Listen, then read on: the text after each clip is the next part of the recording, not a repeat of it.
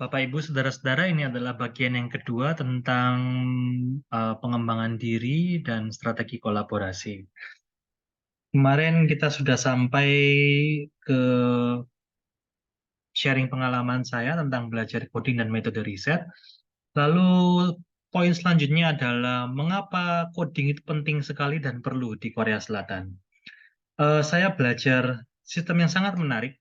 Ini yang saya alami ketika saya S3 di Korea Selatan hingga saya bekerja sebagai peneliti postdoktoral di 3 eh, universitas di Korea Selatan juga.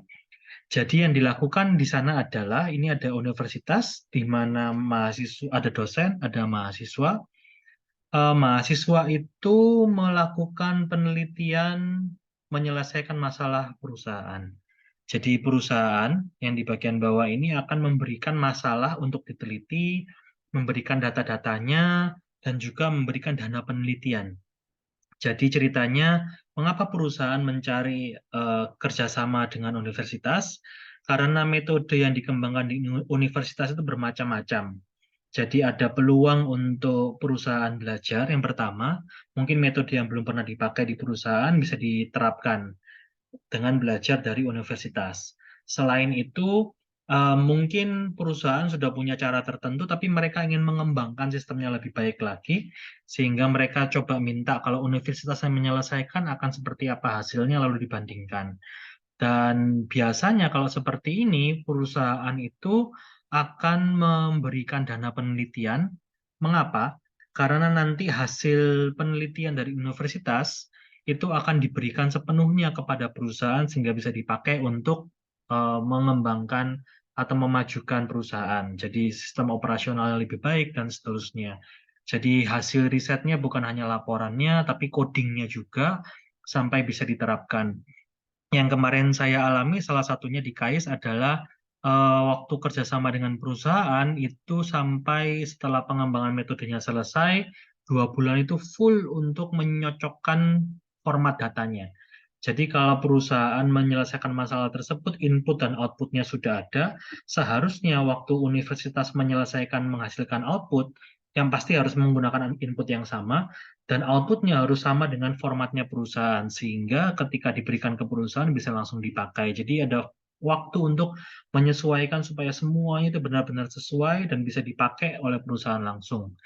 Karena itu, perusahaan memberikan dana penelitian supaya universitas itu bisa melakukan riset dengan baik. Salah satunya adalah untuk membiayai biaya kuliah dan biaya hidup mahasiswa S2 dan S3 100%. Jadi banyak sekali saya dan teman-teman kemarin yang tidak perlu bayar uang kuliah, tidak perlu bayar uang tempat tinggal, baik itu di asrama ataupun sewa rumah di luar, karena semuanya sudah di-cover dari dana proyek perusahaan. Tetapi apa yang dan juga dana itu bisa dipakai untuk konferensi atau jurnal. Jadi bisa ikut konferensi gratis domestik ataupun di luar negeri. Apa timbal baliknya yang perlu universitas berikan tadi? Coding.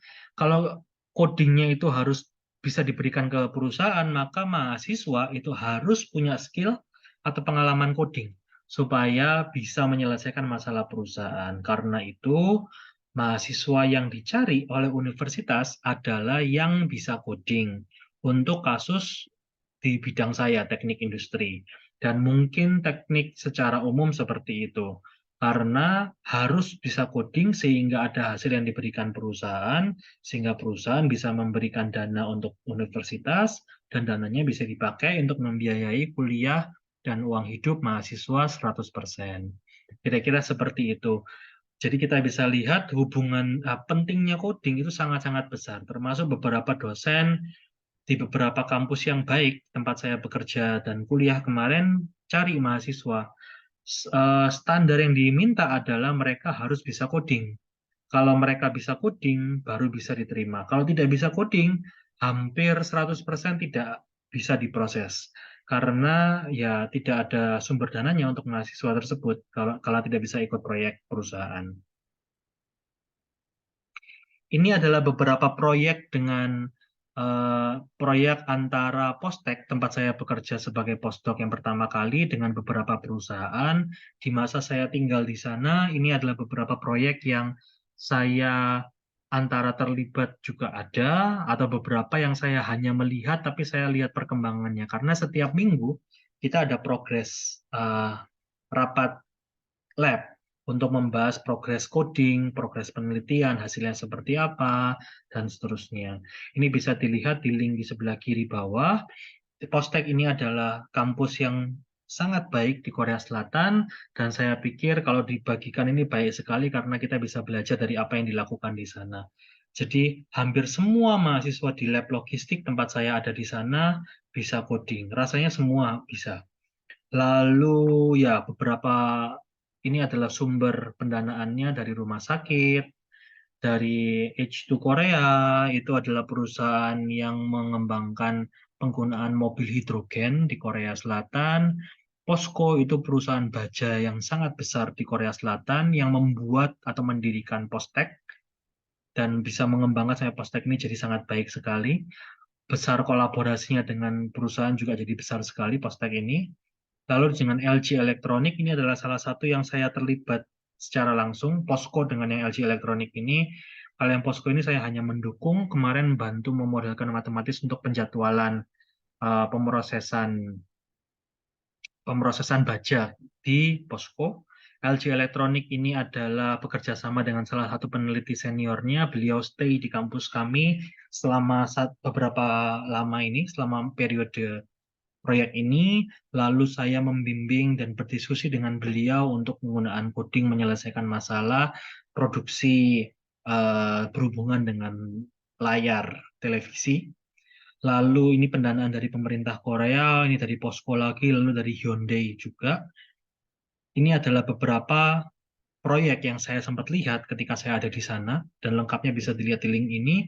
Dan yang mengerjakan proyek-proyek ini adalah memang diawalinya oleh dosen. Jadi dosen pembimbing, kalau di Korea itu satu lab, satu dosen yang mengepalai, beliau berdiskusi dengan perusahaan, lalu setelah sepakat dengan masalah yang akan dibahas bersama, sepakat dengan periode pelaksanaannya dan besar dana yang disediakan dari perusahaan, maka diskusi lebih lanjutnya kebanyakan akan dilakukan oleh dosen dengan mahasiswa bersama dengan perusahaannya, atau kadang-kadang langsung mahasiswanya. Misalnya untuk pengumpulan data perlu ke perusahaan yang bersangkutan, maka mahasiswanya yang berangkat. Lalu untuk pelaksanaan codingnya, mahasiswanya yang melakukan. Dosen pembimbing nanti fungsinya untuk supervisi, memastikan bahwa yang dilakukan sudah sesuai dengan kebutuhan perusahaan, kalau ada masalah nanti dibantu dan seterusnya. Tapi coding itu bisa dibilang 90% mahasiswa S2 dan S3. Bahkan ada mahasiswa S1 yang semester ke-5 ke atas sudah mulai terlibat di proyek-proyek juga.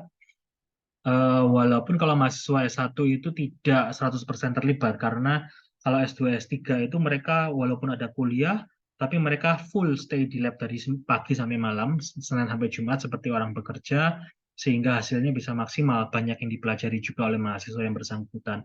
Kalau mahasiswa S1 cenderung beban studinya lebih besar, sehingga tetap ikut meeting, tetapi bobot pekerjaannya tidak terlalu besar dan tidak disupport pendanaan full juga. Ini adalah beberapa proyek antara KAIS, tempat saya postdoc kedua, dengan perusahaan. Yang kemarin saya terlibat itu di Hanguk untuk desain ban. Ya, KAIS ini adalah top university juga di Korea, dan semua mahasiswa di labnya sangat-sangat baik dalam hal coding. Malah saya banyak belajar dari mahasiswa yang ada di sana. Risetnya bisa dilihat dengan banyak perusahaan yang besar seperti Samsung dan LG juga. Beberapa kebiasaan tentang coding dan riset di Korea Selatan adalah seperti ini. Yang pertama, semua mahasiswa itu waktu datang ke lab, betul, mungkin belum bisa coding atau bisanya hanya sedikit, tetapi minimal mereka punya dasar dulu.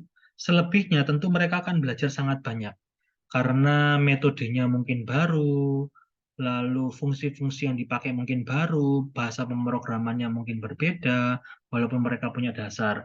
Jadi mereka perlu belajar mandiri untuk program yang spesifik. Contohnya, waktu di KAIS saya belajar Python, akhirnya dipakai untuk riset sampai ke sistem edukasi industri 4.0, terkait dengan sensor dan seterusnya. Lalu Technomatic Plant Simulation ini saya belajar ketika S3, dan nanti biasanya mahasiswa ketika belajar coding itu akan menyesuaikan dengan topik yang diambil. Karena kan setiap masalah metodenya beda, maka coding yang dipelajari juga berbeda. Tapi biasanya ada contoh codingnya di lab. Jadi mahasiswa sebelumnya sudah mengerjakan apa, itu yang dipakai menjadi acuan. Sehingga akan sangat bermanfaat. Semuanya ada acuannya, itu dipelajari mandiri. Tentunya nanti kalau sudah mencoba ada masalah, bisa bertanya ke teman-teman yang ada di lab yang sama atau di kelompok belajar codingnya. Karena metode yang mereka pakai serupa. Poin yang kedua, setiap minggu itu ada laporan progres penelitian dan coding. Jadi dosen lab tersebut bersama dengan mahasiswa-mahasiswa dan peneliti di sana berkumpul, lalu membahas. Minggu lalu kita janjinya setiap orang. Minggu lalu saya berjanji menyelesaikan ini, prakteknya saya sudah menyelesaikan apa. Lalu rencana ke depan saya akan menyelesaikan apa. Termasuk ketika ada pertanyaan bisa dibahas, ada kendala bisa dibahas.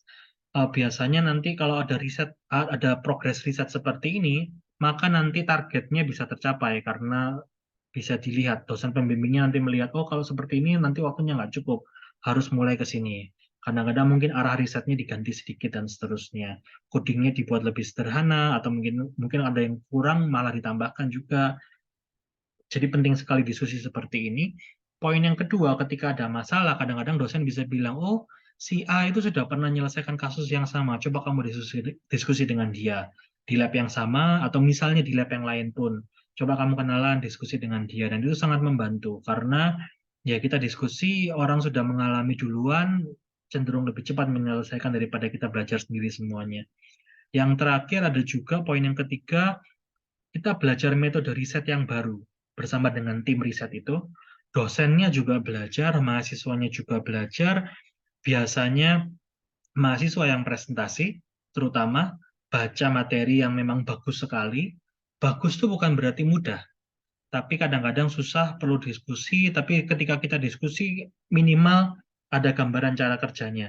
Nanti mungkin kita sambil belajar referensi yang lain, semakin paham dan semakin paham. Tapi sudah terbiasa untuk di sana belajar topik-topik yang baru yang penting untuk mengembangkan skill. Sehingga ya semakin baik kemampuan analisa kita dan seterusnya. Dan yang paling bawah, poin yang ketiga adalah perlu saling tukar pendapat dengan peneliti lain. Kadang-kadang buat kita susah sekali, tapi ketika orang lain di-share, mereka sudah punya solusi yang baik karena pernah mengalami dan seterusnya untuk coding dan riset. Lalu kebiasaan unik yang lain adalah ya tadi belajar paper atau metode tertentu, itu tadi sudah dibahas ya. Lalu poin yang kedua adalah ini yang menarik terjadi di KAIS. Kemarin ada paper yang bagus sekali. Misalnya kita lihat penulisnya, oh di kampus yang sangat bagus, pendekatannya bagus, maka profesornya bilang, ini 100% diikuti yang dilakukan di paper ini. Codingnya tidak ada seingat saya, tapi metodenya step by step-nya tahu, gambaran umumnya kita tahu, tetapi belum pasti tahu hasilnya karena kan harus melakukan coding baru tahu, oh bekerjanya seperti ini dan seterusnya. Itu diminta anak S2 dan S3 melakukan, menirukan persis metodenya, dikodingkan dalam Python dan keluar hasilnya untuk kasus machine learning dan dibandingkan dengan paper, oh ternyata mirip. Dan ini sangat membantu untuk mahasiswa tersebut paham tentang cara kerja metodenya, dan ini waktu itu dibagikan infonya kepada seluruh peneliti yang ada di tim itu, mahasiswanya juga, kira-kira 25 orang itu semua jadi tahu. Ini sistem yang menurut saya sangat baik.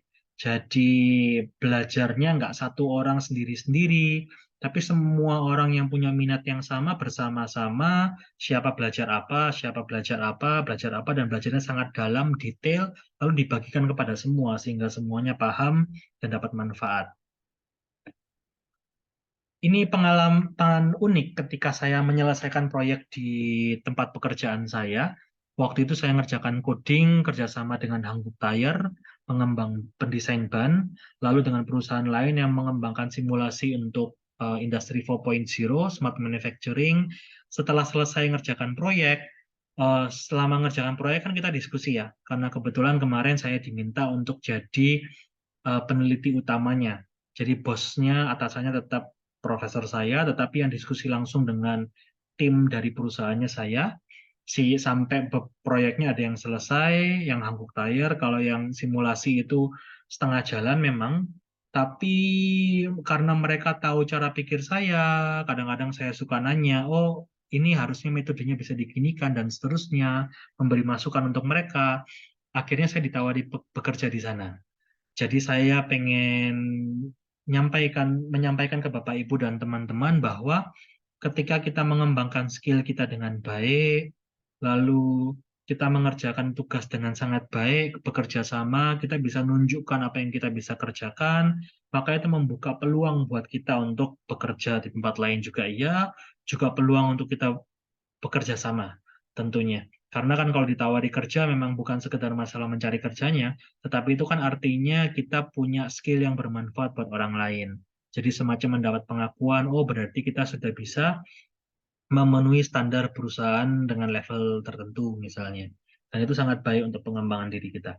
Yang kedua adalah saya pernah ditawari, bersyukur pernah ditawari untuk kerja di lembaga riset bidang smart logistik, dan dibandingkan dengan gaji pekerjaan saya sebelumnya sebagai peneliti postdoktoral, itu kenaikan gajinya 6 kali lipat. Jadi biasanya kita pindah tempat kerja nanti gajinya naik, pindah tempat kerja gajinya naik. Umumnya seperti itu. Kebetulan waktu saya ditawari pindah ke tempat perusahaan ini, itu akan dinaikkan 6 kali lipat dari kenaikan yang biasanya. Jadi sangat sangat baik. Saya bersyukur dan merasa sangat bermanfaat karena diberikan kesempatan yang baik. Pertanyaannya, mengapa saya ditawari seperti itu?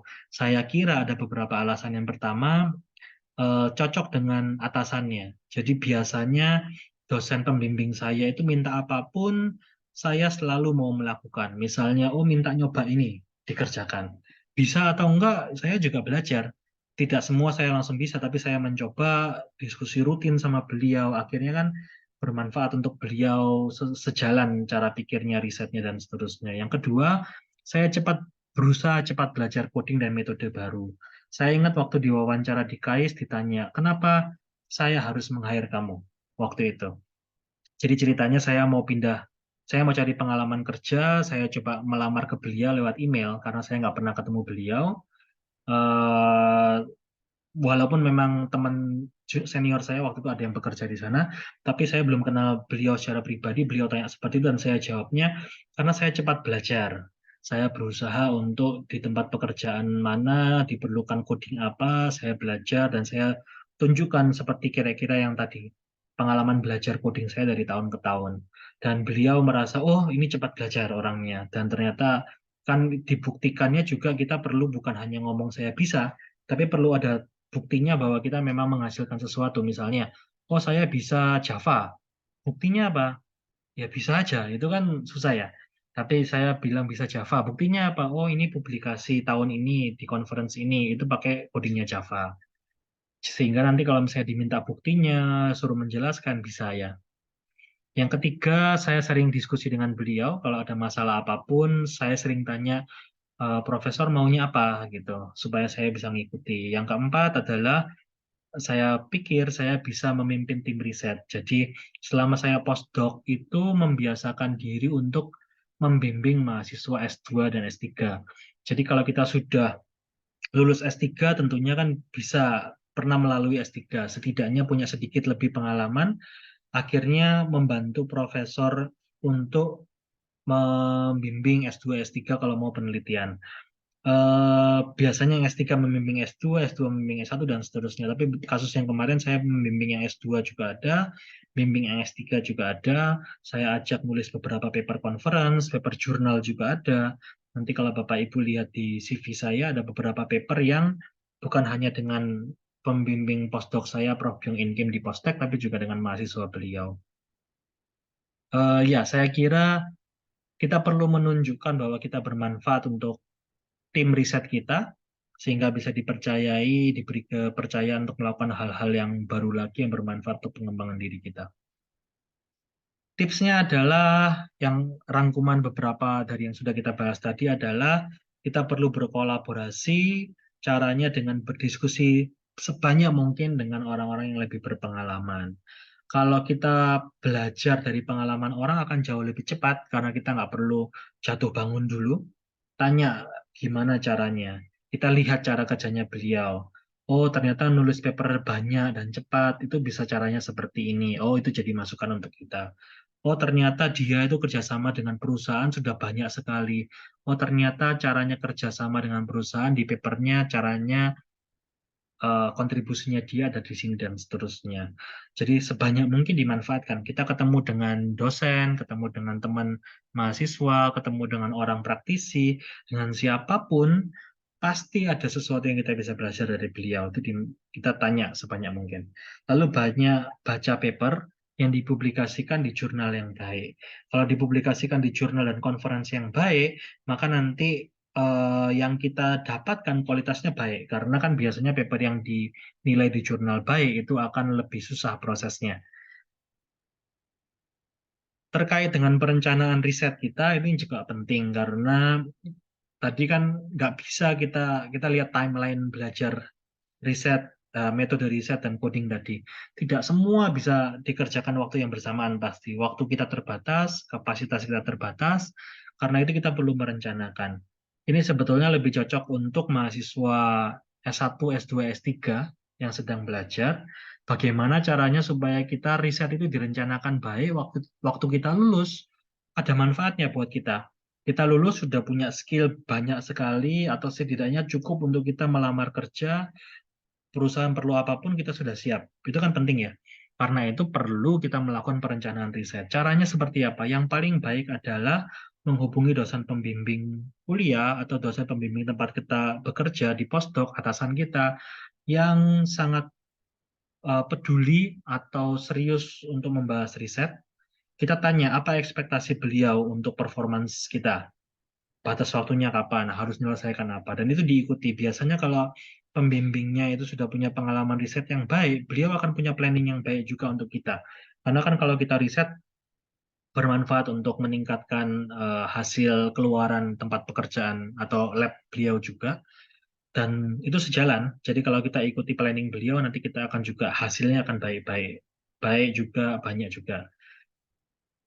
Iya, ini tadi sudah saya bahas, lalu memanfaatkan kesempatan untuk tanya. Tanya saja apapun yang kita belum pernah tahu, apalagi yang menjadi keahlian orang tersebut.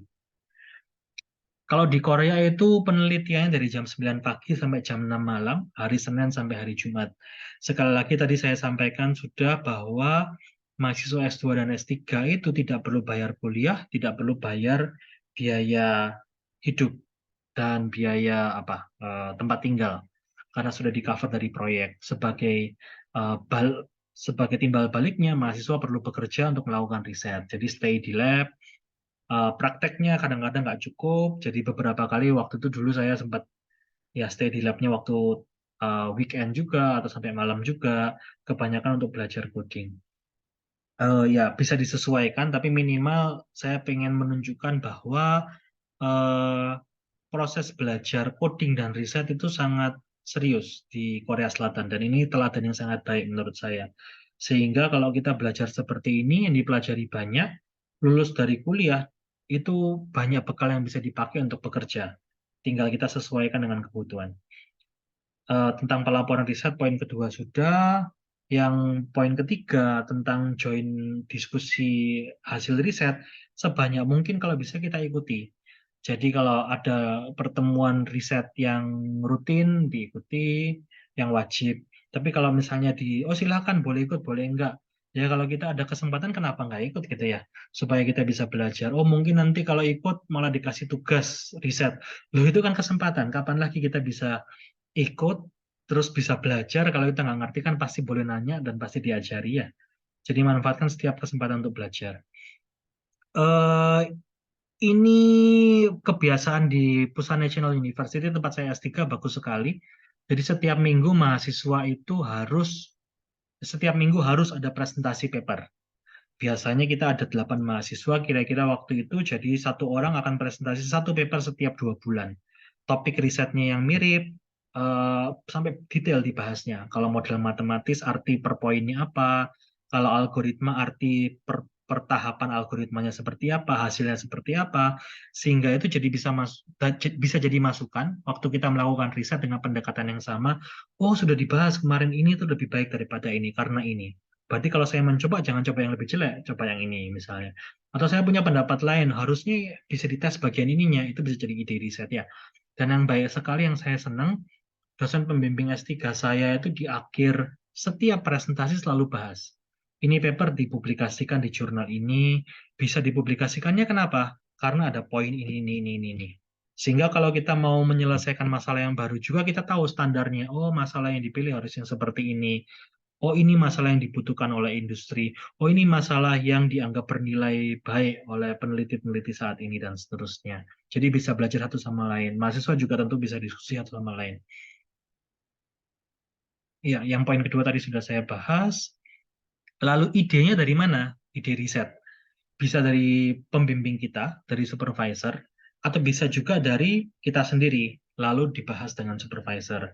Tadi saya sudah berikan beberapa contohnya. Kalau materi topiknya dari supervisor, dari pembimbing kita, ya diikuti. Kita belajar, oh disuruh coba ini, belajar. Tapi kalau misalnya bingung, langsung tanya sebanyak mungkin. Jangan ditunda-tunda ya. Jadi ada yang beberapa yang mungkin oh nanti sajalah nanti saja supaya nggak pusing gitu. Tapi kalau bisa banyak diskusi semakin baik supaya cepat berkembang. Ide dari kita juga bagus, kesempatan untuk kita mencoba baca banyak paper, tapi tentu terus diskusi dengan dosen pembimbing kita. Ini kira-kira bobot yang waktu yang saya berikan untuk riset. Jadi maaf tulisannya hilang sepertinya. Yang hijau ini waktu untuk programming sebetulnya.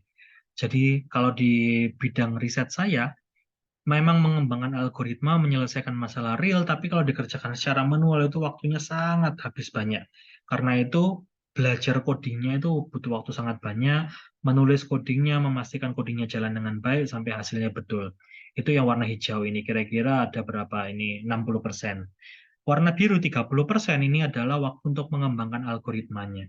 Metode yang bisa dipakai banyak, kualitasnya beda-beda, waktu komputasinya beda. Nah, kita mencari baca paper, cari literatur yang cocok sehingga bisa pilih metode itu 30%.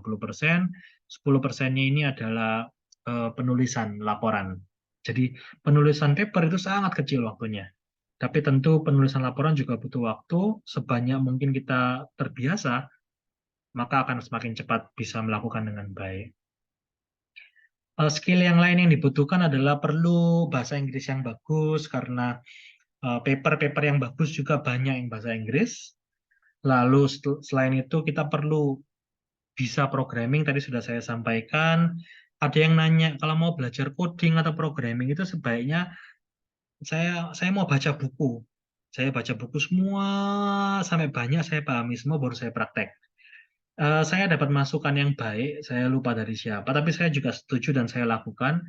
Terlalu lama. Paling baik adalah kita belajar coding yang sudah ada, yang sederhana pun nggak apa-apa, tahu cara kerjanya, lalu setelah jalan, kalau ada masalah dalam mencoba yang awal-awal, tanya ke yang ahli. Seperti saya tadi tanya ke teman-teman, dibantu mereka, sehingga cepat belajar, dasarnya sudah tahu. Oh, nah sekarang sudah paham cara kerjanya. Sudah bisa menginstal, paham cara kerja dasarnya. Lalu saya perlu tambahkan fungsi yang baru. Gimana caranya? Searching di internet. Tanya ke teman, iya, tapi lebih membiasakan diri searching di internet. Ada banyak contohnya. Awal-awal mungkin kita baca susah karena belum terbiasa. Tapi lama-lama kita bisa cari contoh-contoh seperti yang tadi saya sampaikan, GitHub itu contoh coding yang diupload orang-orang, lalu bisa baca di beberapa website banyak sekali. Oh, kalau ada masalah ini, solusinya seperti apa? Mereka kadang-kadang tampilkan codingnya sama hasilnya juga. Itu kan berarti kita bisa pahami cara kerjanya, lalu di copy paste, dicoba di tempat kita, diubah sesuai dengan kebutuhan, lalu codingnya jalan. Lalu yang penting juga adalah time management. Kalau ada banyak pekerjaan, kadang-kadang mungkin ada orang yang cenderung menunda. Saya dapat masukan bagus dari kolega saya di tempat pekerjaan. kita cenderung kadang-kadang mencari masalah yang lebih mudah diselesaikan itu dikerjakan dulu. Padahal ada masalah yang lebih susah dan lebih penting, lebih harus diselesaikan, ditunda-tunda. Nah, sebaik mungkin kita menyelesaikan tugas secepat mungkin itu lebih baik. Sehingga kalau selesai kan ada targetnya sudah tercapai, bisa lanjut ke target yang selanjutnya. Tugas juga nggak pekerjaan riset juga nggak menumpuk ya. Ikuti kegiatan tambahan yang mendukung studi, ini penting. Jadi tentu bekerja, belajar itu akan capek, termasuk misalnya belajar coding, riset, dan seterusnya. Kadang-kadang kita perlu refreshing. Tapi alangkah baiknya kalau refreshing pun itu mendukung riset. Atau misalnya memberikan ide untuk riset. Contohnya, yang kemarin saya suka lakukan adalah, ya maksudnya yang kegiatan yang tidak langsung bermanfaat untuk riset kan menonton, apa karaoke, olahraga, bukan berarti nggak penting, boleh juga. Tapi kegiatan lain yang saya lakukan adalah saya datang ke conference yang baik menurut saya. Waktu itu ada conference tentang eh, pelabuhan internasional. Jadi di Korea mengundang orang dari Belanda, dari Cina, dari Indonesia juga datang ngasih materi, sharing, saya datang ke sana gratis. Tempatnya bagus, saya ketemu banyak orang, saya bisa tahu di dunia itu perkembangan teknologi dan apa bidang maritime logistik itu seperti apa. Itu sangat menyenangkan dan saya refreshing bisa belajar, bisa refreshing juga, tapi dapat ide juga. Oh, kalau orang bahasnya ini loh, bagian ini apa belum dibahas ya? Termasuk kemarin saya pernah pergi ke pameran drone di Korea Selatan. Waktu saya datang, ternyata yang drone tuh kebetulan saya pengen datang dan memang harus bayar. Saya lupa dibayari oleh tempat saya bekerja atau enggak. Pernah satu dibayari, lalu yang satunya ikut lagi saya bayar sendiri pernah juga. Nah, waktu saya datang senang sekali. Kenapa? Saya lihat, oh drone itu ternyata macamnya banyak. Waktu itu ada 300 lebih perusahaan kecil menengah yang mereka ngembangkan teknologi drone, ngembangkan drone-nya, jadi ada drone untuk nyiram apa pestisida di pertanian, ada drone untuk ngambil foto, ngerekam video, lalu ada drone untuk yang di atas air bisa jalan otomatis, ada drone yang ukurannya sebesar penumpang, jadi orang bisa duduk di situ, ada baling-balingnya 4 gitu bisa terbang ke atas walaupun waktu itu nggak diperagakan. Ada drone yang dari militer dan seterusnya. Dan saya kagum gitu. Oh ternyata perkembangan teknologi seperti ini saya senang refreshing juga dari depan komputer. Tapi saya jadi dapat ide riset juga dan ada beberapa ada topik-topik yang saya sempat coba lakukan risetnya juga berdasarkan ide dari situ karena kadang-kadang kan di paper ya cuma di paper nggak kelihatan nyatanya seperti apa ya kalau kita lihat dari perusahaan mereka cerita kita bisa tahu oh ternyata ada yang seperti itu saya belum pernah baca di paper waktu itu salah satu ide yang saya dapat seperti itu.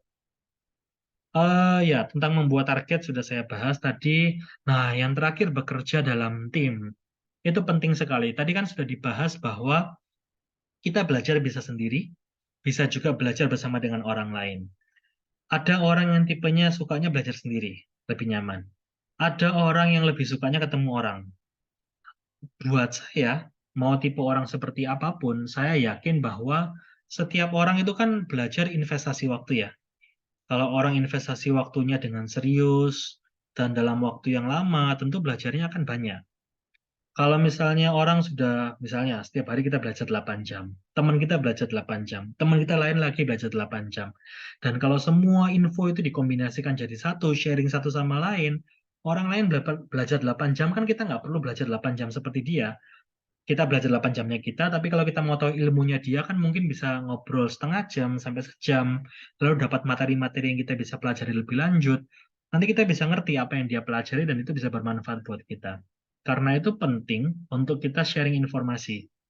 Alangkah baiknya kalau kita riset dan coding itu punya tim yang kuat dan sama-sama tertarik untuk belajar banyak dalam hal riset dan coding sehingga ya cepat belajarnya. Dia cepat belajar, kita cepat belajar, sharing informasi cepat berkembang gitu. Itu yang kemarin kita lihat terjadi sangat baik di Korea Selatan dari saya S3 sampai bekerja di Postek, KAIS dan Korea University. Kalau kerjasama dengan orang lain tentu akan ada konflik. karena namanya manusia, beda karakter dan seterusnya, ya kita belajar menyelesaikan konflik gitu. Kadang-kadang akhirnya memang tetap perlu kerjasama, tapi kita membatasi mana yang dilakukan bersama, mana yang tidak, dan seterusnya. Walaupun memang biasanya kerjasama jangka panjang, diskusi jangka panjang itu akan jadinya dengan orang yang cocok dengan kita. Tetapi banyak cara ya, walaupun mungkin kita nggak diskusi langsung dengan siapapun, maksudnya kadang-kadang kita nggak bisa diskusi dengan beberapa orang, bukan hanya karena nggak cocok, mungkin waktunya nggak cocok, nggak cukup, nggak sama, dan seterusnya. Tapi kalau kita kenal beliau, kita bisa lihat pencapaiannya, kita kan bisa follow sosial medianya, kita bisa lihat, oh dia sudah kerjakan ini, oh dia dapat penghargaan ini, oh dia nulis paper ini, dan seterusnya. Itu kan jadi motivasi buat kita ya. Begitu. Lalu kita perlu confident untuk percaya diri untuk mengekspresikan ide. Kadang saya ingat waktu saya diskusi di KAIS, itu kan kita sering belajar sesuatu, diskusi itu 8 orang mahasiswa bersama dengan dosen. 8 orang mahasiswa dan peneliti bersama dengan dosen. Ditanya, ada masukan? Silakan. Saya itu tipe orang yang kadang-kadang ada di dalam hati saya, itu si A itu presentasi, itu nggak benar, itu harusnya diginikan. Kalau diginikan itu bisa begini. Hasilnya betul. Misalnya si A sudah bilang, oh saya sudah nyoba ini, hasilnya aneh. Tapi saya malu, takut ngomong nanti salah, nanti oh dianggap nggak bisa karena salah gitu ya. Terus saya diam, akhirnya di belakang Prof ada yang ngusulkan gitu. Itu harusnya diginikan. Dan itu persis dengan yang saya pikirkan. Itu sayang sekali. Buat saya, hmm, kalau bicara tentang kolaborasi ya, kalau kita menunjukkan bahwa kita mampu melakukan sesuatu, itu kan penilaian orang akan berbeda. Kalau beliau tahu kita bisa melakukan sesuatu, maka kita akan bisa dikasih kepercayaan dan kesempatan untuk mengerjakan. Jadi ada beberapa kesempatan yang saya lewatkan karena saya tidak percaya diri. Padahal kan kita ngomong salah nggak apa-apa, kan namanya belajar ya. Yang kedua adalah kita perlu tahan banting, perlu sabar. Namanya belajar itu butuh waktu banyak sekali memang. Kalau Bapak Ibu teman-teman sekarang tanya, Pak Ivan kalau sekarang diminta coding apa misalnya, coding algoritma, bisa nggak? Bisa, saya bisa. Tapi kalau misalnya dibandingkan dengan dulu ditanya waktu S3 baru mulai, bisa nggak? Aduh, itu gimana ya? Itu belajar dari mana ya? Aduh, kayaknya jangan saya dulu. Atau misalnya, kayaknya saya harus baca buku dulu. Kebingungan karena belum punya pengalaman. Yang saya ingin bagikan adalah perjalanan dari nggak bisa sampai bisa itu butuh waktu dan butuh kerja keras. Memang kalau memang sudah bisa melakukan, sekarang kan kalau mau diminta apa cenderung lebih fleksibel karena ada pengalaman, bisa coba ini itu, sehingga kemarin bersyukur juga dapat kesempatan bersama dengan Ubaya, kita kerjasama dengan bagian transportasinya BRIN, datang ke Terminal Peti Kemas Surabaya, Teluk Lamong, kita cari riset bersama di sana, lalu bahkan kita akan apply dana riset bersama-sama dari pemerintah, dan itu semua bisa terjadi karena ya sudah belajar banyak, termasuk saya juga. Saya ingat kata-kata yang bagus dari dosen S3 saya. Waktu itu beliau minta saya belajar simulasi, beliau bilangnya gini, ke mahasiswanya, bukan ke saya saja. Kalau kita belajar sesuatu, kurva belajar itu tingkat kesulitannya akan kira-kira meningkatnya seperti ini. Jadi yang awal itu meningkatnya sangat drastis, sangat sangat susah. Maaf dibalik. Kurvanya akan seperti ini. Artinya ini adalah kurva kemampuan belajar. Kadang-kadang kita investasi waktunya lama sekali, tapi ningkatnya sedikit. Tapi ada satu titik tertentu, ketika kita sudah menguasai basicnya, kita sudah terbiasa paham dengan metodenya, dengan masalah yang dilihat, maka belajar itu akan sangat cepat. Beliau bilang seperti itu. Dan saya selalu ingat, waktu saya belajar simulasi, oh ya start awal. Artinya beliau bilangnya gini, beberapa orang waktu belajar coding misalnya, karena proses belajar itu lama sekali dan butuh kerja keras, mungkin memutuskan akhirnya ya sudah, udahlah saya di sini aja, mungkin bukan kerjaan saya coding itu. Ya sudah, akhirnya tidak akan bisa coding. Tapi ketika kita bertahan, belajar, lalu tadi kan kesempatan nanya dengan orang-orang, apalagi kalau komunitasnya sudah ada, orang yang ditanya ada, tinggal nanya kan ya. Kita belajar, ditahan-tahan, akhirnya satu saat kita akan belajarnya meningkatnya sangat pesat pemahamannya, karena sudah biasa. Jadi perlu daya tahan, kesabaran untuk belajar ya. Satu saat kita akan paham. Lalu yang terakhir adalah kita perlu mengambil setiap kesempatan dengan baik, aktif juga.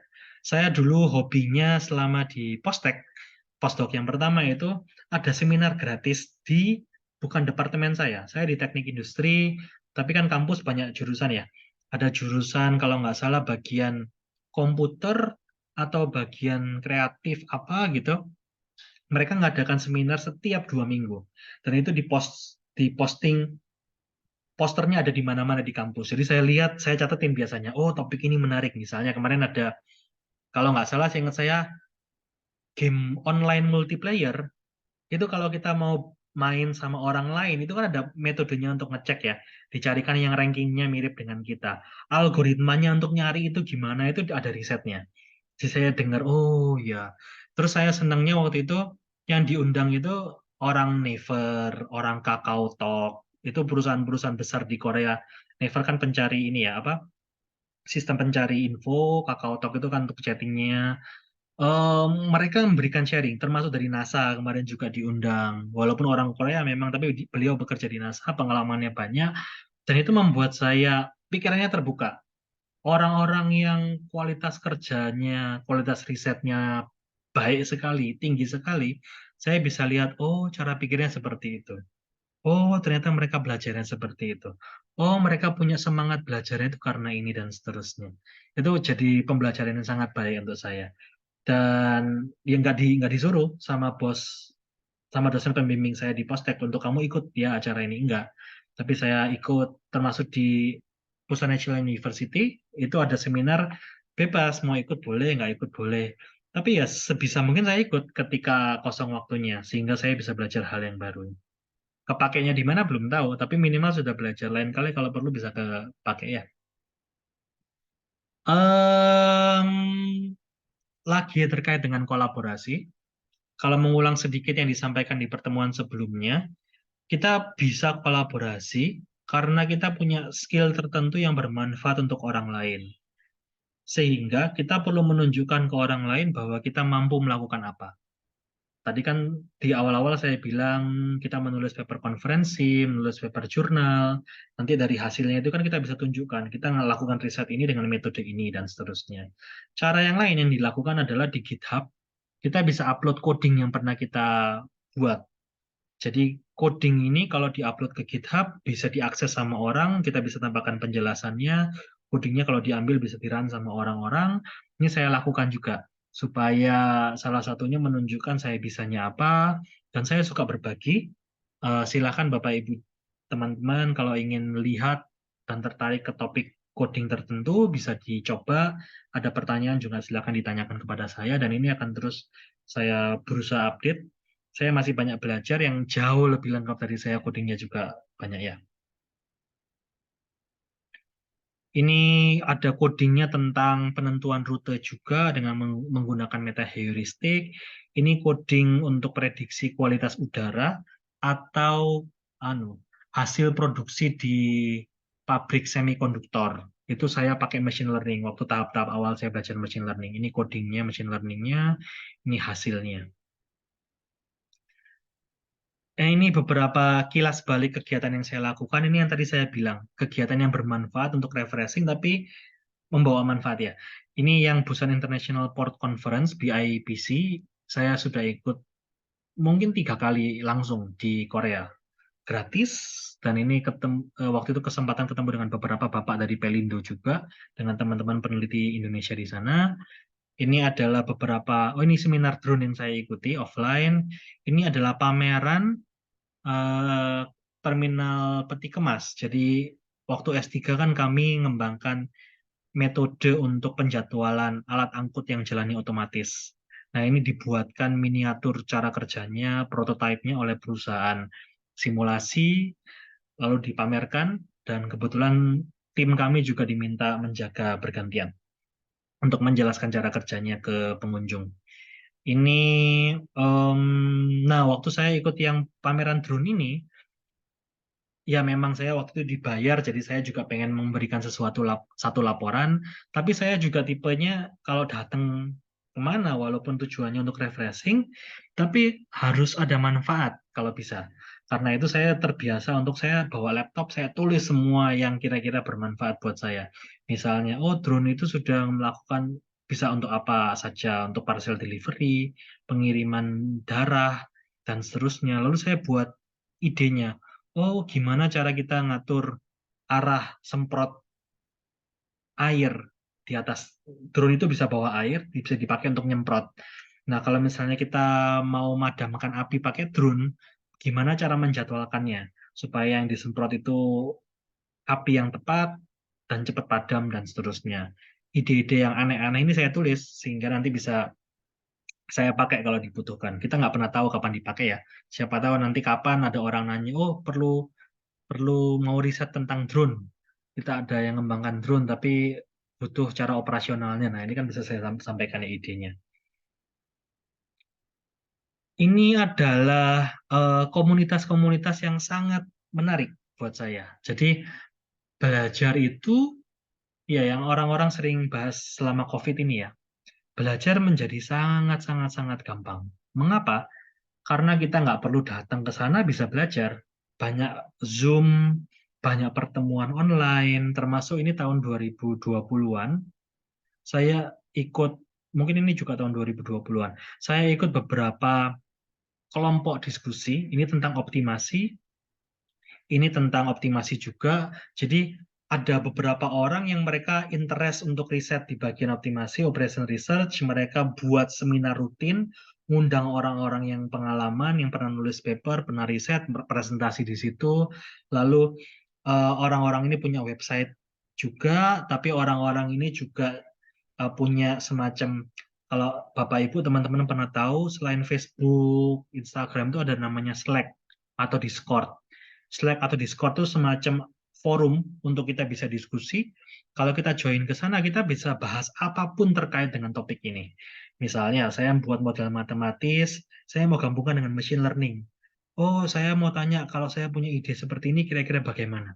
Atau ada yang punya referensinya atau enggak? Itu bisa ditanyakan ke sana, dan karena interestnya sama, orang-orang bisa saling share info ya. Oh, saya punya coding Python seperti ini, mau saya gabungkan ke simulasinya Sumo misalnya. Saya sudah coba bagian ininya, tapi saya penasaran bisa nggak tambahkan ininya. Ditanyakan kalau bidangnya sesuai dan menarik buat orang lain juga bisa jadi diskusi yang panjang dan bermanfaat buat kita ya. Eh, dan di website yang DOT ini juga mereka share banyak conference-conference dan info-info yang penting terkait optimasi juga. Itu jadi bermanfaat juga buat kita ya. Oh, ternyata ada metode ini dan seterusnya. Jadi yang bisa didapat adalah metode-metode terbaru yang selama ini digunakan di seluruh dunia. Lalu riset yang orang-orang lain lakukan di dunia lain, di dunia di bagian lain, standarnya seperti apa? Sebagus apa? Nanti kita bisa bandingkan, oh ternyata mereka sudah mikirnya sejauh ini. Kita masih mikirnya sejauh ini. Memang nggak ada yang mikir seperti kita lagi misalnya. Itu mendorong kita untuk mengembangkan diri. Banyak online discussion lewat Slack tadi dan bisa jadi peluang kolaborasi sekali lagi. Karena kita sudah tahu orangnya, kita bisa searching media sosialnya, kita bisa follow topiknya kalau sesuai kita bisa ajak beliau untuk kolaborasi. Terkait dengan kolaborasi dengan industri, tadi kan sudah kita lihat di Postek, KAIS, Korea University juga kerjasama dengan industri. Mengapa kita perlu kolaborasi dengan industri? Kalau dari sisi akademisi, kita bisa mengaplikasikan riset kita. Kalau teorinya seperti apa, kita terapkan, oh ternyata banyak yang perlu dimodifikasi, oh ternyata kita bisa belajar model itu dikembangkan bisa gini, gini, gini, gini, dan seterusnya. Milih model itu ternyata bukan cuma kualitasnya bagus, tapi harus cepat ngitungnya. Nanti pilih lagi metode yang pas seperti apa, dan seterusnya. Bahkan kalau kita kerjasama dengan industri, bisa sampai ke pengembangan produknya. Jadi ada yang sampai ke paten, lalu hak cipta, dan seterusnya. Jadi benar-benar dipakai gitu, bukan cuma paper aja. Selain itu ya memang kita bisa untuk menulis paper. Lalu kita bisa belajar teknologi yang baru karena ada kemungkinan juga bahwa industri itu mengikuti teknologi jauh lebih cepat. Kalau kita diskusi dengan industri, tentunya dengan industri yang sangat baik, kita bisa lihat, oh mereka sudah bahas machine learning untuk menentukan rute misalnya. Oh mereka sudah pakai machine learning ini benar-benar untuk buat robotnya itu bisa geraknya secara cerdas. Jadi nggak perlu dijadwalkan, tapi bisa belajar sendiri cara nyari rutenya dan seterusnya. Itu diskusi-diskusi yang bisa muncul ketika kita diskusi dengan industri. Akhirnya kita bisa belajar dan mengembangkan skill kita juga ya. Termasuk ini belajar kalau di teknik industri kan kita main coding itu berarti ke arah software. Padahal kalau mau diterapkan ke robot dan seterusnya kita harus belajar hardware-nya. Kalau mau gerakkan robot, kalau kita mau gerakkan drone gimana, itu harus pakai bahasanya si drone dan robot itu kan ya. Cara kerjanya kita harus pelajari hardware. Jadi akhirnya harus belajar hardware. Lalu yang tadi sudah saya bahas, kalau di Korea Selatan, tadi kan kalau di Korea Selatan itu bisa inisiasi kolaborasinya dari industri. Jadi industri itu pernah mengirimkan ke Postek, contohnya Samsung Heavy Industry, mereka buat daftar topik-topik riset yang mereka mau dikerjakan oleh Postek. Postek itu untuk semua dosen di semua jurusan. Mengapa? Kita bisa lihat di sini, perusahaan itu sangat-sangat percaya dengan kualitas penelitian yang dilakukan oleh em, universitas. Karena itu penting buat universitas kita set kualitas kerja yang baik, update pengalaman dan seterusnya sehingga bisa dipercaya industri seperti ini.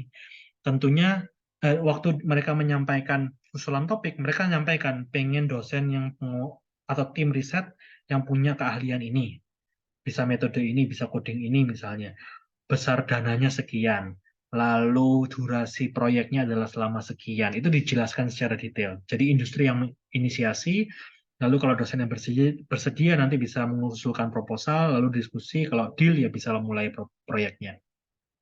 Bisa juga seperti H2 Korea, itu datang ke Profesor Kyung In Kim di Postek, bilang, saya mau minta tolong kamu menyelesaikan masalah masalah saya lewat proyek bersama-sama. Ditanya waktu itu sama profesor saya, kok bisa kenal saya? Iya, Prof.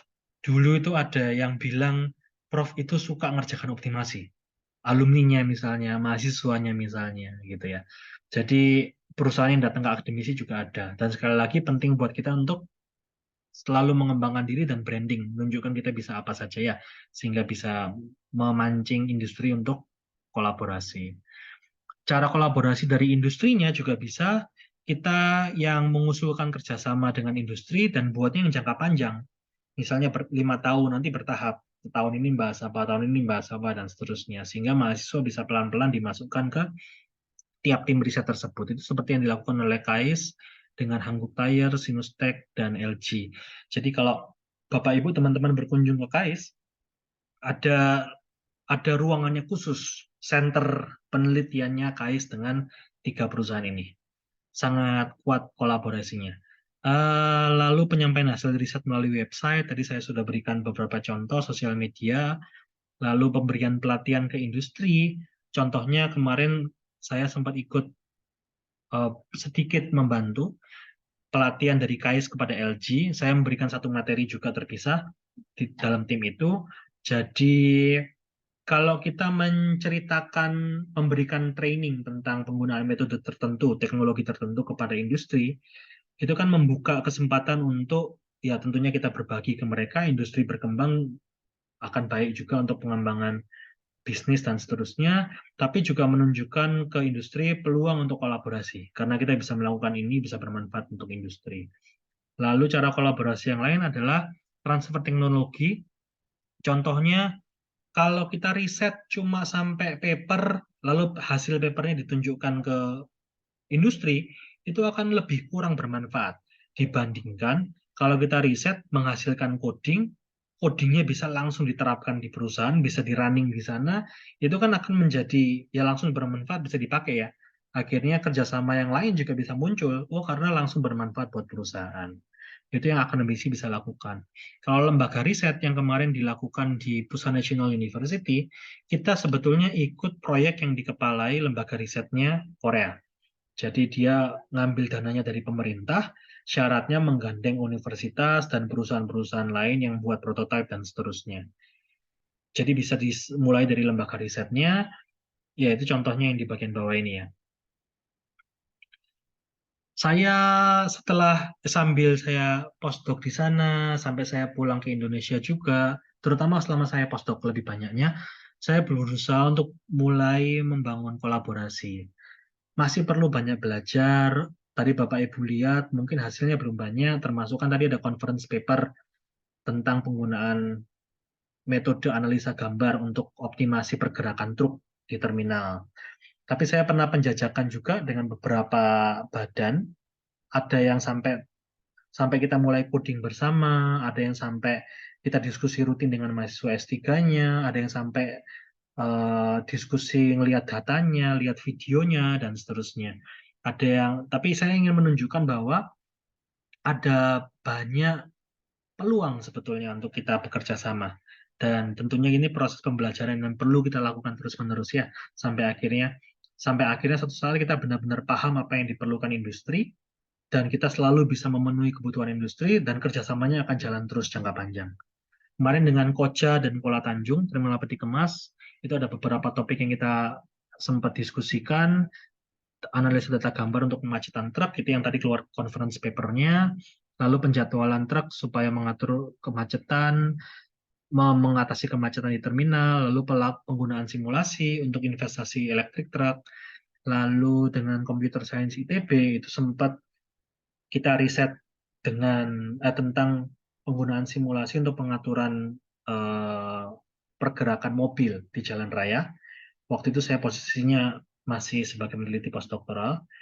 Lalu dengan satu perusahaan di Pulau Jawa, itu masalah penentuan alokasi pengirim barang dan penentuan rute geraknya.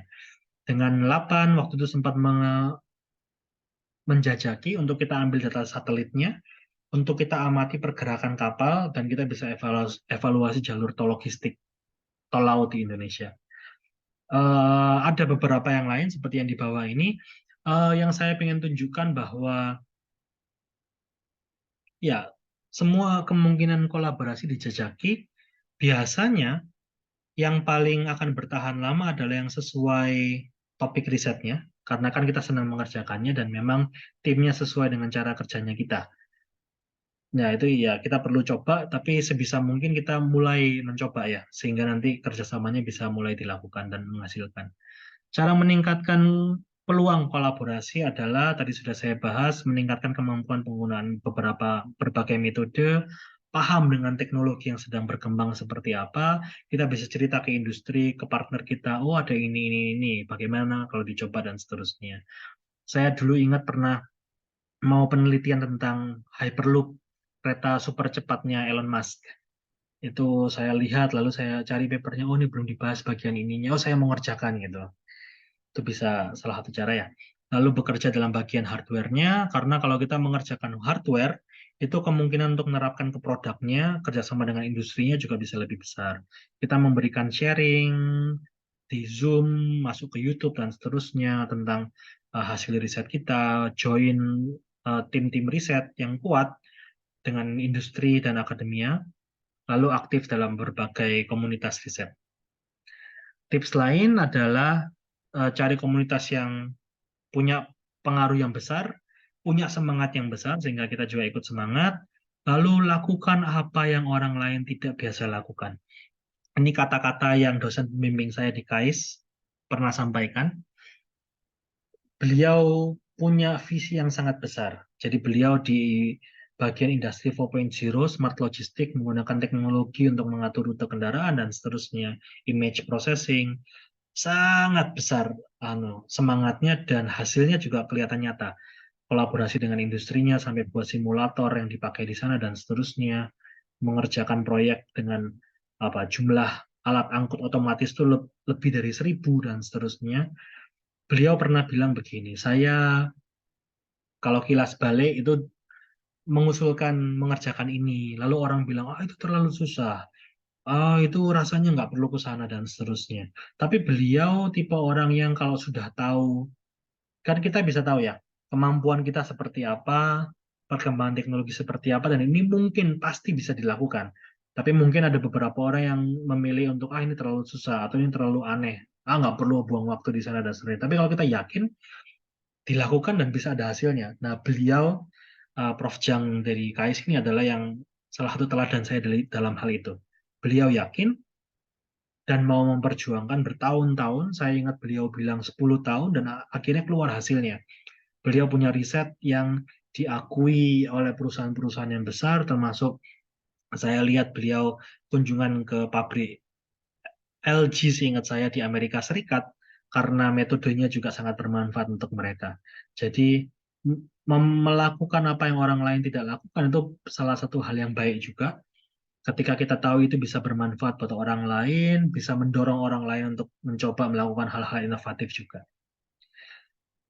Cara memulainya, kalau tentang belajar riset, ya kita baca paper-paper dan tulis paper. Secepat mungkin kita mulai, secepat mungkin kita bisa lancar, dan secepat mungkin kita bisa menghasilkan dan bermanfaat untuk orang banyak. Termasuk untuk coding juga ya. Secepat mungkin kita mulai coding sehingga kita bisa semakin baik dan lancar ya. Nanti satu saat kita kerja sudah biasa. Karena selama kuliah sudah biasa coding, coba ini, coba itu. Butuh waktu lama, tapi sudah paham. Akhirnya waktu kerja jadi jauh lebih mudah ya.